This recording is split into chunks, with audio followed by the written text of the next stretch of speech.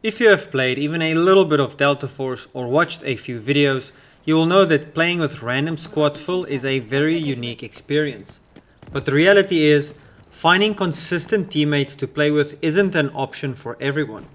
That leaves you with two options. You either struggle through squad fill or struggle through solo. Both difficult options, especially for newcomers. The goal of this video is to show you how you can go from struggling with random squad fill to thriving. You will be teamed up with various types of players like no comms players, uncooperative players, loot runners, or players who simply won't heal you even if you're right next to them and all enemies are dead. I will go through each type of player and how you should deal with them specifically. It's such a great feeling when you end a raid and it was successful. You've wiped a squad or 3, you've made money and got lots of loot. I want you all to experience that even with squad fill. First, let's start with the best scenario and then we will go from bad to worse. The best scenario for squad fill is having 2 players who uses their comms, they use their pings accurately, they don't rush blindly just to get to flight crates and safes before you do. They check for possible spawns, enemy positions, all the while not making a single sound. That's the perfect scenario, but it is extremely rare. In cases like this, it is a great opportunity to work together, to take up strategic positions and attack the enemy together. If you're a newbie, this is the time to ask questions and learn. Treasure this moment, guys, because it doesn't happen often. I don't know if you have noticed, but some servers are more silent than others. For example, I mainly play Southeast Asia, which is now just called Asia. But on this server with squad fill, I seldomly hear anyone say a word. And if they do, it's obviously in a language I don't understand. So what do you do in this situation? You can try and speak to them first. After a while, if no one talks back, you really only have one option left. Continuing to speak to them will be pointless, especially if you notice they aren't listening to you, or perhaps in this case, they can't understand English. For example, I once killed the guy who killed my teammate. I took my teammate's weapon back and dropped it. I kept telling him to come and get his gun back. I even pinged it for him, but he never came to get his gun. All you can do is use your ping types to communicate with them. Ping an enemy when you see one, ping an area you want them to keep watch over. If you want to go to a different area, go onto your map and select a safe or laptop. It will notify your team where you want to go next. Hopefully they are cooperative and follow you there. But what do you do when they are not cooperative? The uncooperative player is the one who doesn't communicate with you and they kind of do their own thing. They are willing to participate in PvP, but they don't care much for teamwork. They'll ping on and off, but not doing much effort. They also don't go after your loot. They're kinda out there just playing the game they want to. Don't get too hung up on the word uncooperative, it's just my way of putting them in a category. I'm not talking about the guy who runs into his own direction and steals your loot, etc.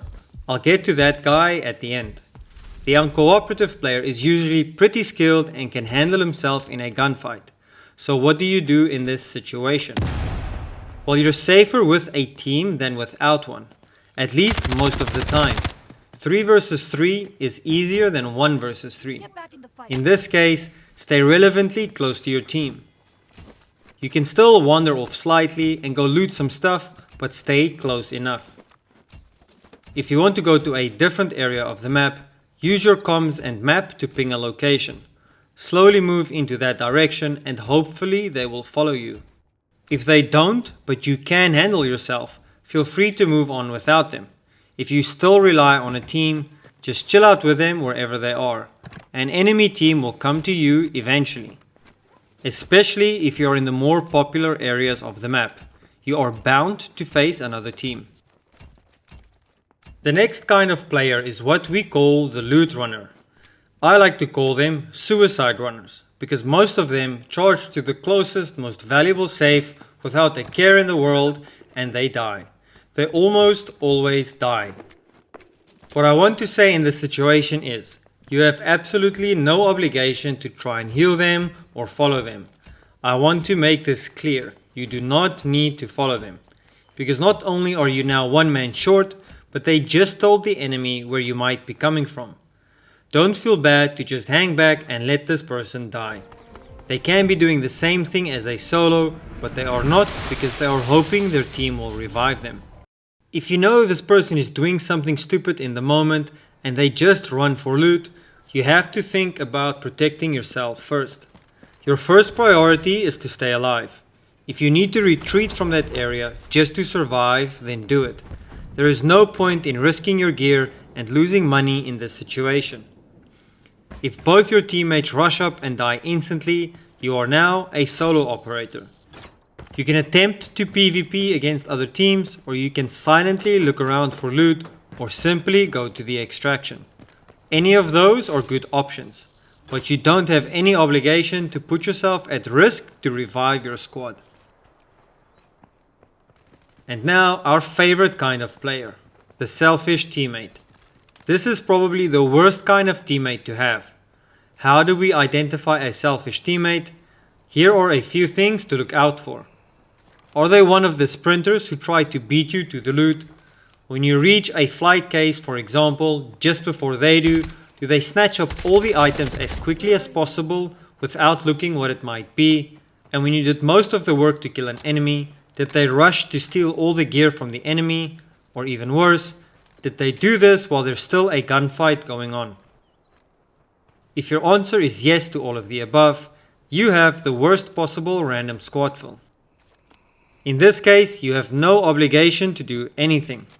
One time I killed 2 enemy operators, did all the work and took all the damage, and my teammate got some assists. I extracted with 500k while he extracted with 2 million. I'm going to say something and I already know most of you will disagree with me, but this is the way I see it. I'm open for you guys to change my mind, but here's my opinion. Let's say, for example, I knock an enemy, but my teammate gets the finish. Who did the hardest part? Obviously, I did. What's the guy going to do that's been knocked? Shoot you? No, because he can't. To me, that's a cheap kill.